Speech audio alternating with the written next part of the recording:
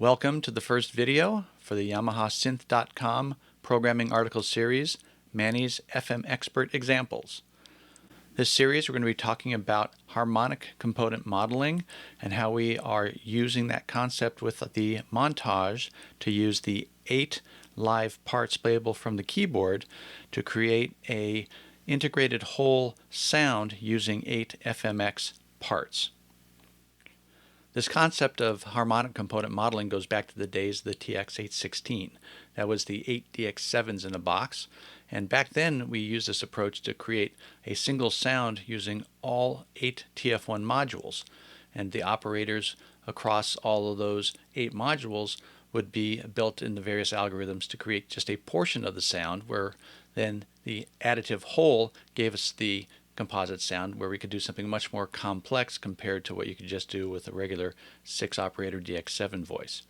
As I mentioned in the article, I decided to attack creating a resynthesis of an acoustic grand piano. With FMX in the Montage, we now have 8 operators per part, plus we have additional operator choices in terms of waveform, modulation, and other capabilities, including all the onboard effects that lets us attack something as complex as a piano and to get a convincing result. Acoustic sounds have a lot of complex harmonic structures, and I refer to these as the acoustic eccentricities, or the stuff. These are transients or unusual harmonic things that are typically difficult to recreate in synthesis because they may not be purely harmonic.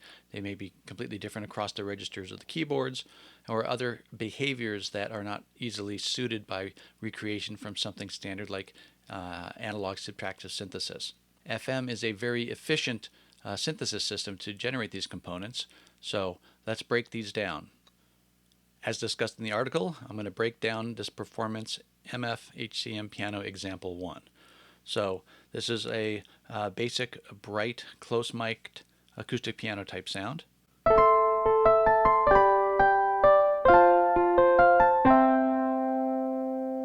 Now it's very dynamic.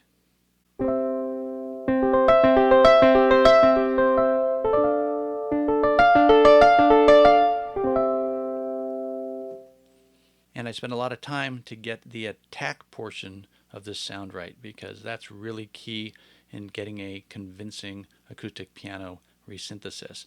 Let's dive in and break down how I put this together. I'm going to start by selecting scene 2 to play parts 1 and parts 5 in isolation.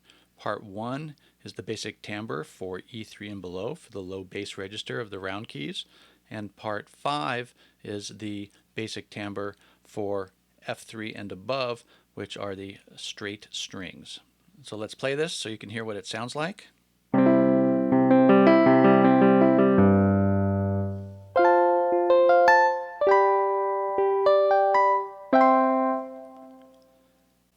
This is a traditional FM piano sound.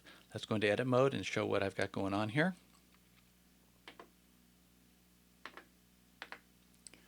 And I'm going to start with part 1. And you can see in part 1 we're using this algorithm here, which is algorithm 25. It's got the group of 6 operators creating the basic part of the sound, and these other 1 and 2, I'm using to start creating some of our acoustic eccentricities in the sound. So I'm going to bring these up in isolation. We're going to mute operator 8, so we only hear 1 and 2.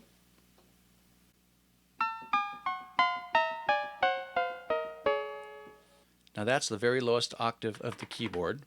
So to hear how that lays into our sound, I'm going to turn on operator 8, so it's just the fundamental sine wave, and you're going to hear operators 1 and 2 on top of it so you can see what's going on here. So in the low range of the keyboard, you'll hear the intervals that we have for those operators 1 and 2.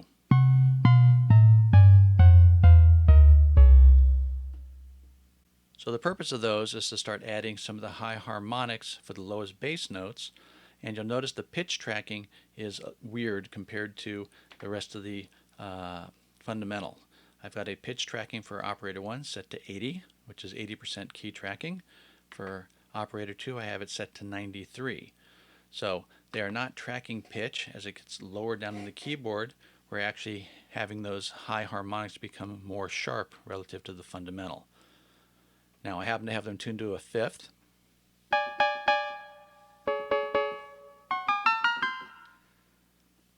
And since they have different amounts of tracking of 80% and 93%, they go out of tune as you go up and down in that lower 3-octave range. And again, this is to create some of the acoustic eccentricities that are in a piano, where those big fat wound strings, the upper harmonics, are actually sharp compared to the fundamental tone, and that's of course why a piano is stretch tuned.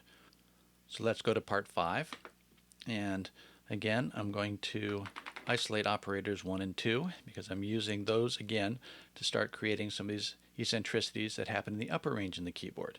So the eccentricities that happen in the upper range of a piano have to do with the fact that the strings are tuned so tightly that it gets very, very inharmonic. It almost has a vibraphone or mallet percussion instrument characteristic, especially in the attack. So you'll hear what I have going on with these guys.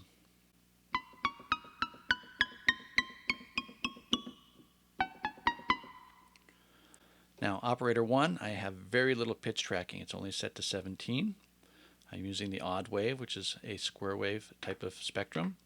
In operator 2, I've got almost full key scaling, and I'm using the all wave, which is of course the sawtooth structure. So operator 2 in isolation, and this is operator 1.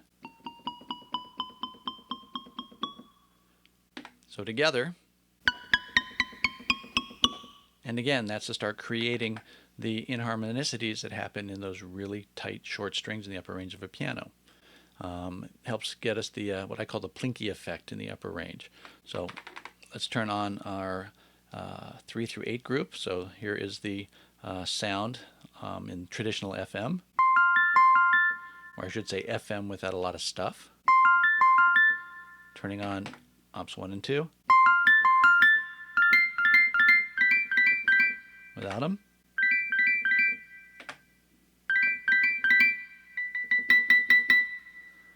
So you can hear the importance of having those inharmonic components in the sound to start making it have that characteristic of a piano.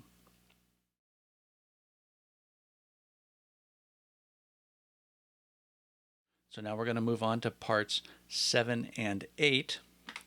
As I described in the article, these are starting to create a lot of the stuff and eccentricities that are going on in the hammer attack of the piano. So I've called up scene 3, which has part 7 in isolation, and I programmed scene 4 to have part 8 in isolation. So let's go into part 7 to see what we have going on here. I'm using algorithm 74, which is a group of 4 operators, 5 through 8, to create one part of our sound, and then ops 1 and 2 are a stack, and 3 and 4 are a stack to do another part. So let's start with ops 1 and 2.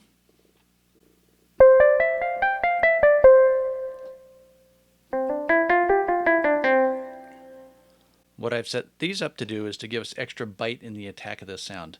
When you hit a piano really hard, there's a lot of brightness that has a lot of harmonic content, and I've set this up to be sort of a sawtooth type wave with a lot of velocity sensitivity. So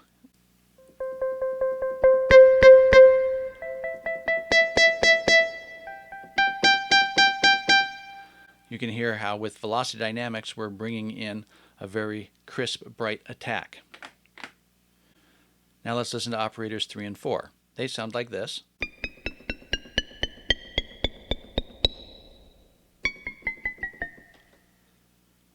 So what I have these set up to do is to add more of that inharmonicity and plink that's so key to the upper register of the piano.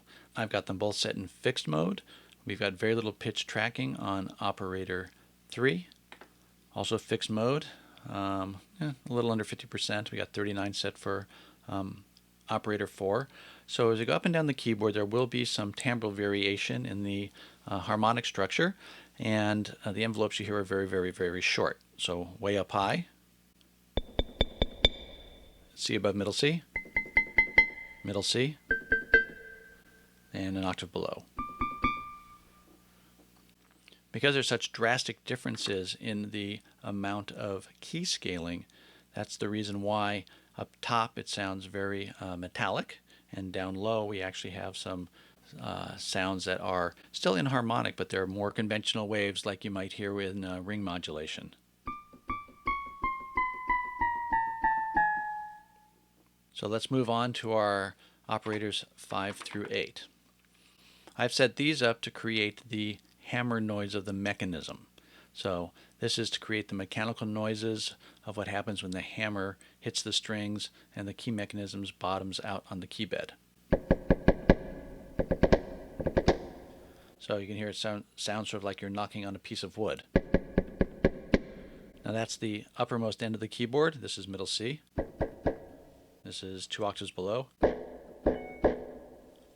So you can hear there's not really a lot of timbral variation or pitch variation because, of course, as you go up and down the keyboard, that's a fairly constant sound. So you'll notice with the key tracking here, all these fixed modes, operator 8 has a value of 10. We've got nothing for op 7. We've got 3 for op 6.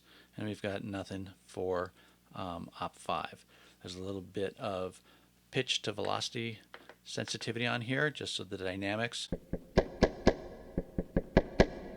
kind of give us a neat characteristic. But that gives us our key bed sound. So let's turn everything on.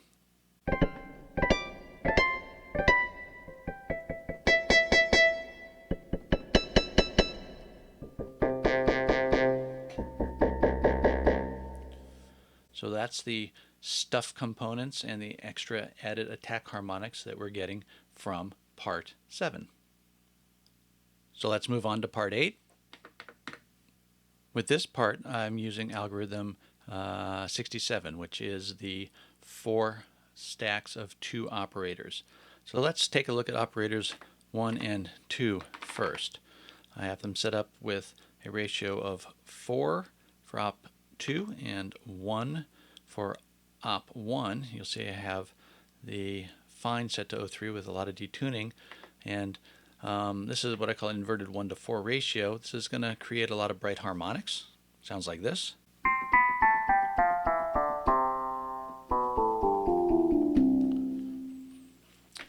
Here's ops 3 and 4. Now these are for creating some very, very high harmonic content. You'll see op 3 I've got set to 13.80 and op 4 is 12.72.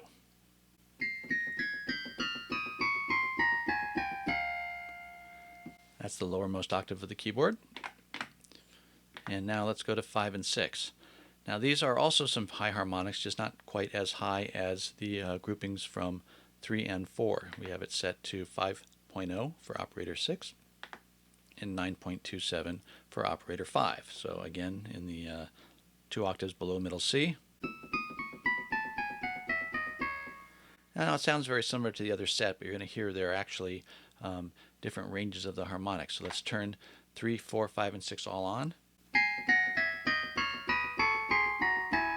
And we're going to turn on 1 and 2.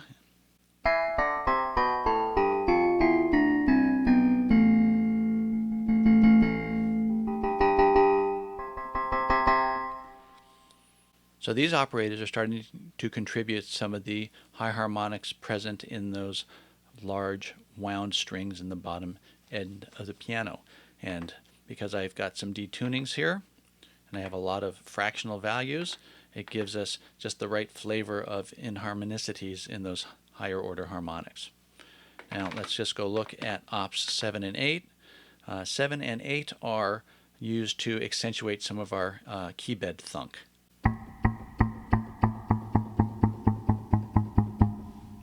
And as you'll see again, fixed mode, very little pitch key tracking for operator 8. Operator 7, again, very similar. So all together.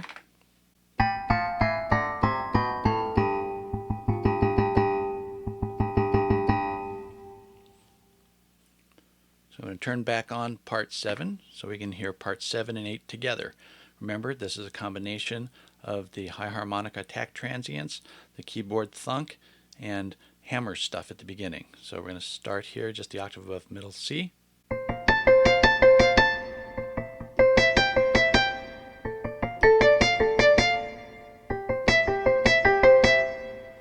And here we'll walk down from C2 down to C1.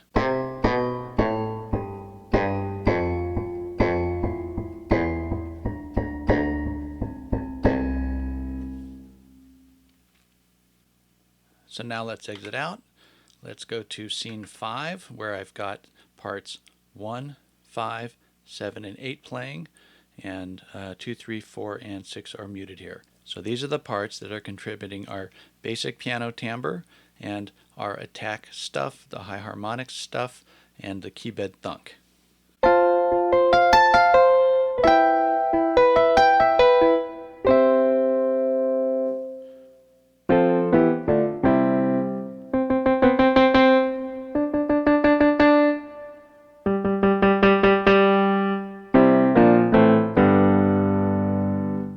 So you can hear we are getting a lot of the dynamic characteristics of the piano.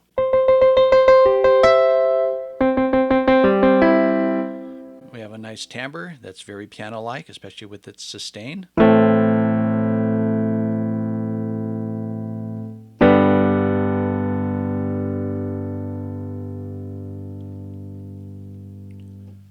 And as nice as that's coming along, it still suffers a little bit from what I call classic FM-ness, or basically that character of it's still kind of brittle and it's still kind of thin.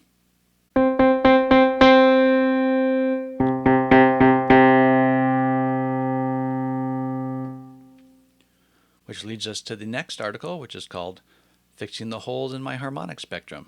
And that's where we're going to discuss what's going on with these remaining 4 parts.